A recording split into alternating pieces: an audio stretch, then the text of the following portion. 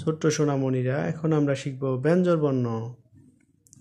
ক, খ, ঘ, ঘ, ঙ, ছ, ছ, বর্গীয় জ, ঝ, ঞ, ট, ঠ, ড, ঢ, মূর্ধন্য ত, থ, দ, ধ, দন্তান্ন।